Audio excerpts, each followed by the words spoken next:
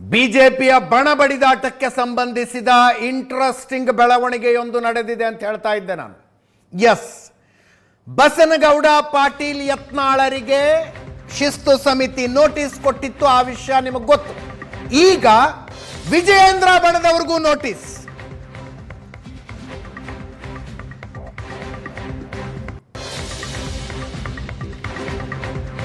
ರಾಜ್ಯಾಧ್ಯಕ್ಷ ವಿಜಯೇಂದ್ರ ಬಣದಲ್ಲಿ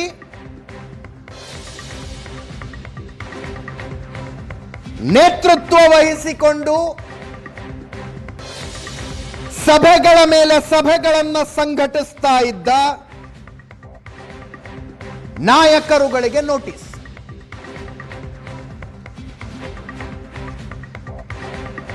ಇದು ಕೇವಲ ವಿಜಯೇಂದ್ರ ಬಣದವ್ರಿಗಷ್ಟೇ ಅಲ್ಲ, ಯತ್ನಾಳ್ ಬಣದವ್ರಿಗೂ ಒಬ್ಬರಿಗೆ ಬಂದಿದೆ. ಜೊತೆಗೆ ಟೆಕ್ನಿಕಲಿ ಬಿಜೆಪಿಯೊಳಗಿದ್ದು ಗುರುತಿಸಿಕೊಳ್ತಾ ಇದ್ದದ್ದು ಕಾಂಗ್ರೆಸ್ ಜೊತೆಗೆ ಎಸ್.ಟಿ. ಸೋಮಶೇಖರ್ ಮತ್ತು ಶಿವರಾಮ್ ಹೆಬ್ಬಾರ್ ಅವ್ರಿಗೂ ಕೂಡ ನೋಟಿಸ್.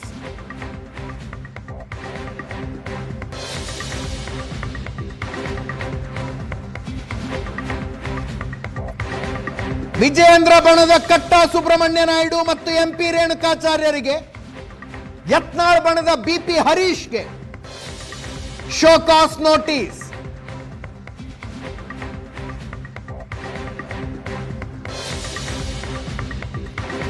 ಬಣ ರಾಜಕಾರಣದಲ್ಲಿ ತೊಡಗಿದ್ದ ಈ ಮೂವರಿಗೆ, ಜೊತೆಗೆ ಪಕ್ಷ ವಿರೋಧಿ ಚಟುವಟಿಕೆಗಳಲ್ಲಿ ತೊಡಗಿದ್ದಾರೆ ಅಂತ ಎಸ್.ಟಿ. ಸೋಮಶೇಖರ್ ಹಾಗೂ ಶಿವರಾಮ್ ಹೆಬ್ಬಾರರಿಗೆ.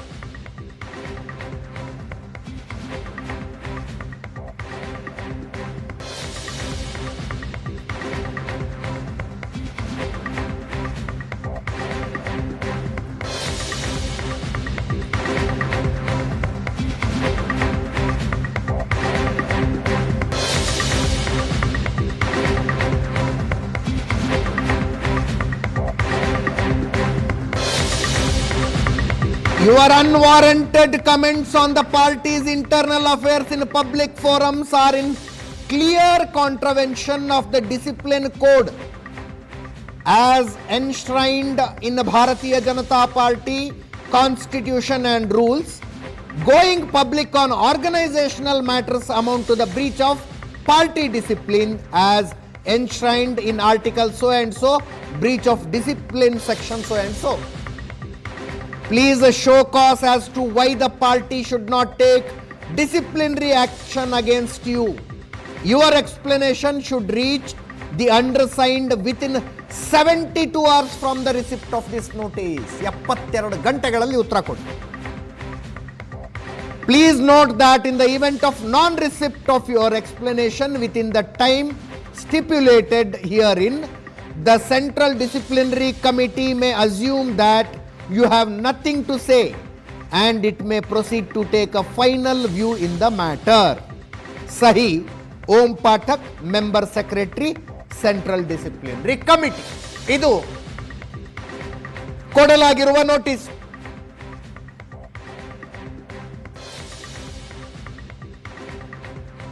ಯತ್ನಾಳ್ ಬಣದ ಬಿಪಿ ಹರೀಶ್, ವಿಜಯೇಂದ್ರ ಬಣದ ಕಟ್ಟಾ ಸುಬ್ರಹ್ಮಣ್ಯ ನಾಯ್ಡು ಹಾಗೂ ಎಂಪಿ ರೇಣುಕಾಚಾರ್ಯ, ಜೊತೆಗೆ ಪಕ್ಷದಿಂದ ಈಗಾಗಲೇ ಹೆಚ್ಚು ಕಡಿಮೆ ಹೊರಗೆ ಹೋಗಿ ಟೆಕ್ನಿಕಲಿ ಪಕ್ಷದಲ್ಲಿರುವ ಎಸ್.ಟಿ. ಸೋಮಶೇಖರ್ ಹಾಗೂ ಯಲ್ಲಾಪುರದ ಶಾಸಕ ಶಿವರಾಮ್ ಹೆಬ್ಬಾರ್ರಿಗೆ.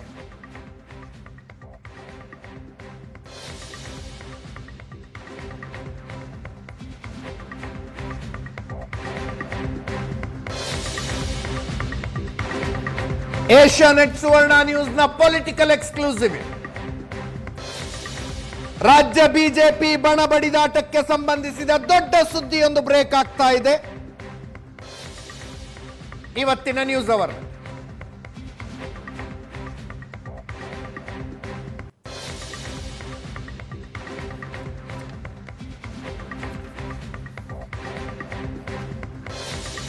ಒಂದು ಕ್ವಿಕ್ ರಿಯಾಕ್ಷನ್ಗೆ ನನ್ನ ಕೊಲೆಗ್ ಪ್ರಶಾಂತ್ ನಾಥು ಫೋನ್ ಸಂಪರ್ಕದಲ್ಲಿ ಇದ್ದಾರೆ. ಪ್ರಶಾಂತ್, ಏನ್ ಅನ್ಕೊಳ್ಳೋಣ, ಇದನ್ನ ಬ್ಯಾಲೆನ್ಸಿಂಗ್ ಆಗ್ತಾ ಇದು ಅವ್ರ ಕಡೆಯವ್ರಿಗೂ ಇಬ್ಬರು ಕೊಟ್ಟಿದ್ದೀವಿ, ಇವ್ರ ಕಡೆಯವ್ರಿಗೂ ಇಬ್ಬರು ಕೊಟ್ಟಿದ್ದೀವಿ ಅಂತ. ಅದು ಮೋರ್ ದನ್ ಬ್ಯಾಲೆನ್ಸಿಂಗ್. ಹಾಂ, ಈ ಶೋಕಾಸ್ ನೋಟಿಸ್ ಯಾರ್ಯಾರು ಕೊಟ್ಟಿದ್ದಾರೆ ಅನ್ನೋದನ್ನ ನೋಡಿದಾಗ ಓಕೆ, ಬಿ.ಟಿ. ಹರೀಶ್ ಮತ್ತು ಬಸನಗೌಡ ಪಾಟೀಲ್ ಯತ್ನ ಇಬ್ಬರಿಗೆ ವಿರೋಧಿ ಬಣ ಕೊಟ್ಟಿದ್ರೆ, ಓಕೆ, ಪಟ್ಟ ಸುಬ್ರಹ್ಮಣ್ಯ ನಾಯ್ಡು ಮತ್ತು ವೆಂಕಟಾಚಾರ್ಯ ಇಬ್ರು ವಿಜಯೇಂದ್ರ ಪರವಾಗಿರ್ತಕ್ಕಂಥವ್ರಿಗೆ ಈ ನೋಟಿಸ್ ಅನ್ನ ನೀಡಲಾಗಿದೆ. ಹೌದು. ಅದರ ಅರ್ಥ ಇದ್ದ ಮೇಲೆ ನೀವು ಪರ ವಿರೋಧದ ಸಭೆಗಳನ್ನಾಗ್ಲಿ ಪರ ವಿರೋಧದ ಹೇಳಿಕೆಗಳನ್ನಾಗ್ಲಿ ಕಮಾನ್ ಬಹಳ ಸ್ಪಷ್ಟವಾಗಿ ಹೇಳ್ತಾ ಇದೆ. ಇದರ ಅರ್ಥ ಇನ್ನು ಬಸನಗೌಡ ಪಾಟೀಲ್ ಅವರಿಗೆ ಮಾತ್ರ ಶೋಕಾಸ್ ನೋಟಿಸ್ ಅನ್ನ 2 ಬಾರಿ ಕೊಡಲಾಗಿತ್ತು. ಈಗ ಅದನ್ನ ಸ್ವಲ್ಪ ವ್ಯಾಪ್ತಿಯನ್ನ ವಿಸ್ತರಿಸಿ ಎರಡೂ ಬಣಗಳಿಗೆ ಕೊಟ್ಟಿರ್ತಕ್ಕಂಥದ್ದು ನೋಡಿದಾಗ ತರಾತುರಿಯಲ್ಲಿ ಬಿಜೆಪಿಯ ರಾಜ್ಯಾಧ್ಯಕ್ಷ ಸ್ಥಾನಕ್ಕೆ ಏನು ವಿಜಯೇಂದ್ರನ ಬರ್ತಕ್ಕಂಥ ಒಂದು ಪ್ರಸ್ತಾವನೆ ಹೈಕಮಾಂಡ್ ಮುಂದೆ ಕಳೆದ ಫೆಬ್ರವರಿ 10ಕ್ಕೆ ಅದು ಎಲ್ಲ ವಿಳಂಬ ಆಗತ್ತೆ ಅಂತಕ್ಕಂಥ ಸಂಕೇತಗಳ ಜೊತೆಗೆ ಎರಡೂ ಬಣಗಳು ಮಾಡ್ತಾ ಇರ್ತಕ್ಕಂಥ ಚಟುವಟಿಕೆಗಳು ಹೈಕಮಾಂಡ್ಗೆ ಇಷ್ಟ ಆಗಿಲ್ಲ ಅನ್ನೋದು ಈ ಶೋಕಾಸ್ ನೋಟಿಸ್ ಇಂದ ಸ್ಪಷ್ಟ ಆಗುತ್ತೆ. ಬರೀ ಬಸನಗೌಡ ಪಾಟೀಲ್ ಯತ್ನಾಳ್ ಇಲ್ಲ, ನಿಮ್ಮ ವಾಯ್ಸ್ ಬ್ರೇಕ್ ಆಗ್ತಿದೆ ಪ್ರಶಾಂತ್. ಮನೇಲಿ ನೆಟ್ವರ್ಕ್ ಸರಿಯಾಗಿ ಬರಲ್ಲ, ಇಲ್ಲ ಆಫೀಸ್ ಹತ್ರ ಇದ್ದರೂ ನೆಟ್ವರ್ಕ್ ಸರಿ ಬರಲ್ಲ, ಮತ್ತೆ ಟ್ರೈ ಮಾಡ್ತೀವಿ.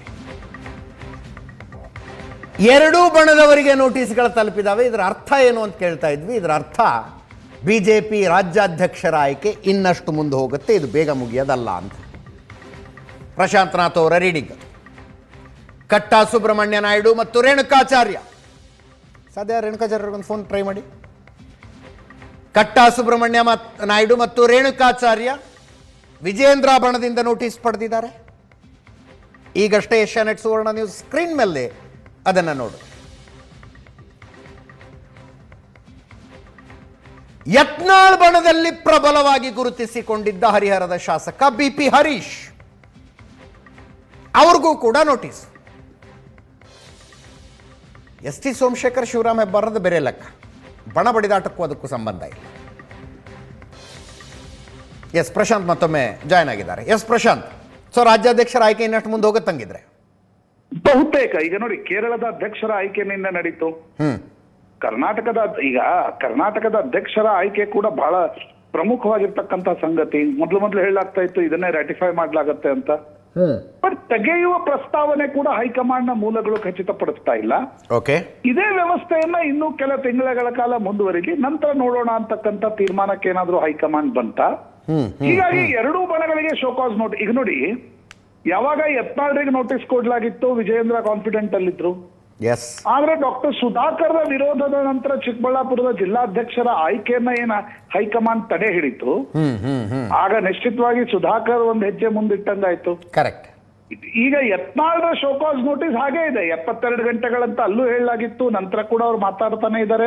ಆದ್ರೆ ಅದರ ಜೊತೆಗೆ ರೇಣುಕಾಚಾರ್ಯ ಮತ್ತು ಕಟ್ಟಾ ಸುಬ್ರಹ್ಮಣ್ಯ ನಾಯ್ಡು ಇಬ್ರು ಕೂಡ ಯಡಿಯೂರಪ್ಪನವರಿಗೆ ಮತ್ತು ವಿಜೇಂದ್ರರ ಅತ್ಯಂತ ಕಟ್ಟಾ ಬೆಂಬಲಿಗರು. ಇಬ್ರಿಗೂ ನೋಟಿಸ್ ಕೊಟ್ಟಿದ್ದನ್ನ ನೋಡಿದ್ರೆ ಎರಡೂ ಬಣಗಳ ಚಟುವಟಿಕೆಗಳು ನಮ್ಗೆ ಅಪ್ರೂವ್ ಇಲ್ಲ ಅಂತಕ್ಕಂಥದ್ದನ್ನ ಹೈಕಮಾಂಡ್ ಬಹಳ ಸೂಚ್ಯವಾಗಿ ಹೇಳ್ತಾ ಇದೆ. ಇದರ ಅರ್ಥ ಏನೋ 72 ಗಂಟೆಗಳಲ್ಲಿ ಕ್ರಮ ತೆಗೆದುಕೊಳ್ತಾರೆ ಅಂತಕ್ಕಂಥದ್ದು ನಾವು ಹೇಳಲಿಕ್ಕೆ ಸಾಧ್ಯ ಇಲ್ಲ. ಯಾಕಂದ್ರೆ ಯತ್ನಾಳ್ರ ವಿರುದ್ಧ ಕೂಡ ಯಾವುದೇ ಕ್ರಮವನ್ನ ಹೈಕಮಾಂಡ್ ತೆಗೆದುಕೊಂಡಿಲ್ಲ. ಆದ್ರೆ ತನ್ನ ಇಂಟೆಂಟ್ ಅನ್ನ ತಾವು ಯಾವ ಪೊಸಿಷನ್ ಅಲ್ಲಿ ಇದೀನಿ ಅಂತಕ್ಕಂಥದ್ದನ್ನ ಹೈಕಮಾಂಡ್ ಈ ನೋಟಿಸ್ಗಳ ಮೂಲಕ ಸ್ಪಷ್ಟಪಡಿಸ್ತಾ ಇದೆ. ಅಂದ್ರೆ ಈಗ ಕಟ್ಟಾ ಸುಬ್ರಹ್ಮಣ್ಯ ನಾಯ್ಡು ಅವ್ರಿಗಾಗ್ಲಿ ರೇಣುಕಾಚಾರ್ಯರಿಗಾಗ್ಲಿ ಸೆಂಟ್ರಲ್ ಕಮಿಟಿ ಕೊಡಬೇಕು ಅಂತ ಇರಲಿಲ್ಲ ನೋಟಿಸು. ಸೆಂಟ್ರಲ್ ಕಮಿಟಿ ಶಾಸಕರುಗಳಿಗೆ ಮಾತ್ರ ಅಲ್ವಾ? ಅದು ಕೇವಲ ಜನಪ್ರತಿನಿಧಿಗಳಿಗೆ ಮಾತ್ರ ಕೊಡ್ಲಾಗತ್ತೆ. ಒಂದೇ ನಿಮಿಷ, ರೇಣುಕಾಚಾರ್ಯ ಅವ್ರ ಲೈನ್ ಅಲ್ಲಿ ಇದ್ದಾರೆ.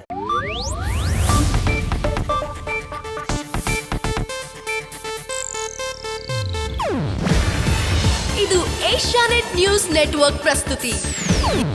ನೀವು ನೋಡ್ತಿದ್ದೀರಾ ಏಷ್ಯಾನೆಟ್ ಸುವರ್ಣ ನ್ಯೂಸ್.